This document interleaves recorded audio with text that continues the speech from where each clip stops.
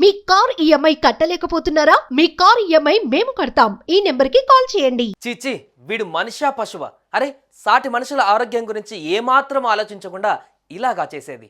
అందరూ ఎంతో ఇష్టంగా తినే ఆ పదార్థాన్ని ఇలా ఎలా చేస్తావురా నాయనా? అసలు ఎలా చేయాలనిపించింది? ఇలా చేయడం కరెక్ట్ కాదని నీకేమాత్రం అనిపించలేదా?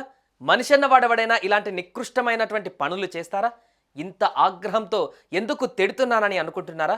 వాడేం చేశాడో తెలిస్తే మీరు తిట్టడం కాదు, చేతికి దొరికితే చితక్కొట్టేస్తారు. నేను చెప్పడం కాదు కానీ ఇంతకు వాడేం చేశాడో మీ కళ్ళతోనే చూడండి.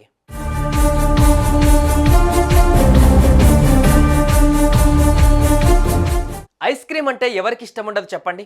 ఎక్కడో ఒకరిద్దరు తప్ప అందరికీ ఇష్టమే ఉంటుంది. రోడ్డు మీద ఐస్ క్రీమ్ కనిపించేదే ఆలస్యం, ఏమాత్రం ఆలోచించకుండా కొనుక్కొని లొట్టలేసుకొని మరీ లాగించేస్తుంటారు. మరి అలాంటి ఐస్ క్రీమ్ని ఎంగిలి చేసి అమ్మితే ఎలా? కానీ ఓ నికృష్టుడు ఇలాగే చేశాడు. ఐస్ క్రీమ్ని నాకి చప్పరించి ఆ తర్వాత ప్యాక్ చేశాడు. ఈ దారుణం ఎక్కడో కాదు, ఏకంగా ఐస్ క్రీమ్ ఫ్యాక్టరీలోనే జరిగింది. ఇందుకు సంబంధించిన వీడియోనే ఇప్పుడు సామాజిక మాధ్యమాలలో తెగ వైరల్ అవుతుంది. ఇంతకు ఈ దారుణం జరిగింది ఎక్కడ? ఆ తర్వాత ఏం జరిగిందో ఇప్పుడు తెలుసుకుందాం.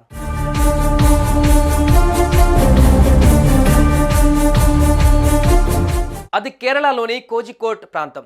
ఇక్కడే ఓ ఐస్ క్రీమ్ ఫ్యాక్టరీ ఉంది. ఐస్ క్రీమ్లను షాపుల్లోకి పంపడానికి ముందు ఇక్కడే ప్యాక్ చేసి ఆ తర్వాత సప్లై చేస్తుంటారు. అయితే ఈ ఫ్యాక్టరీలో పనిచేసే ఓ కార్మికుడు నిజమైన పనికి ఒడిగట్టాడు. ఐస్ క్రీమ్ ప్యాక్ చేసే ముందు దాన్ని నాకి రుచి చూసి చప్పరించి ఆ తర్వాత ప్యాక్ చేశాడు. అదే సమయానికి ఐస్ క్రీమ్ కొనేందుకు కంపెనీకి వెళ్ళిన ఓ కస్టమర్ ఈ దారుణాన్ని చూడగలిగాడు.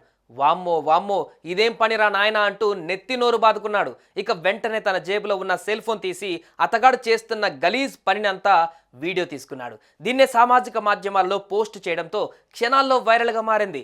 వీడియో వైరల్ కావడం, స్థానికుల ఫిర్యాదుతో రంగంలోకి దిగిన పోలీసులు కంపెనీని సీజ్ చేశారు. ఇంతటి దారుణానికి ఒడిగట్టిన రషీద్ అనే వ్యక్తిని పట్టుకొని కొడువల్లి పోలీసులకు అప్పగించారు.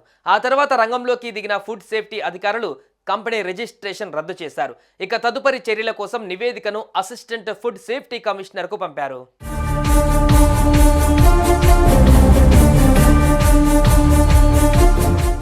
చూశారుగా ఇతగాడు చేసిన ఘనకార్యం.